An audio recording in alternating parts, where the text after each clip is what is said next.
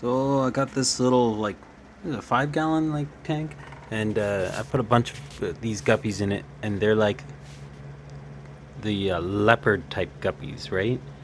And there's mixes of antler guppies with leopard guppy tail and stuff.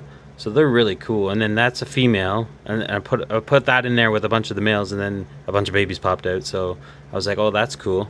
You know, like hopefully they're all going to be more leopard ones. But I mean, I did have. If I walk over here to my hallway, and this tank had like lots of these different guys. I mean, even this tail of this guy's a leopard.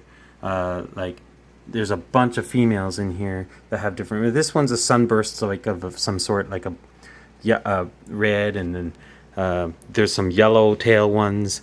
There's a bunch of babies in this one too. This one's what, a 20 gallon, and so I had this makeshift lid, and right now the lid's open because I was feeding them.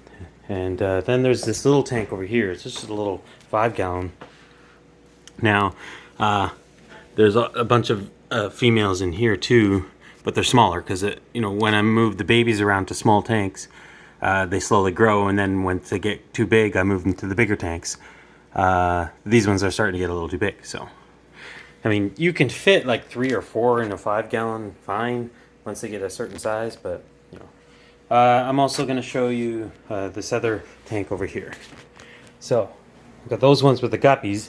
Then there's a red devil in that tank over there, and there's this is a nice 110 gallon with some Bala Sharks. So I have these 4 Bala Sharks slowly growing, and then there's a Colombian Shark over there. There was 3, but 2 of them passed away, unfortunately. They probably couldn't live in such a smaller tank with everything going on. I mean, there is a Venustus, I can't pronounce that, right? Venustus, I don't know how to pronounce it.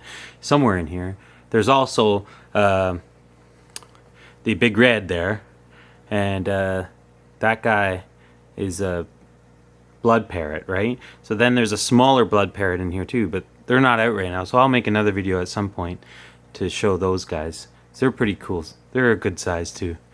The Venustus is behind that, and then the big red's in there, so you can kind of see them. But and then the little red's in this little thing. Oh no, that's one of the suckerfish, right? That's so.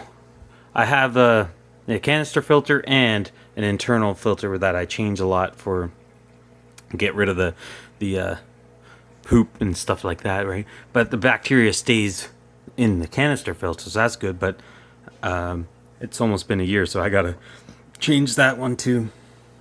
And this little one's got an internal filter, so it's nice. But it does take a lot cleaning. When the more fish I had in here, the worse it got. But I got all the red devils out that were slowly growing, and now there's only one left somewhere, but I can't see it, so I'll have to make another video another time.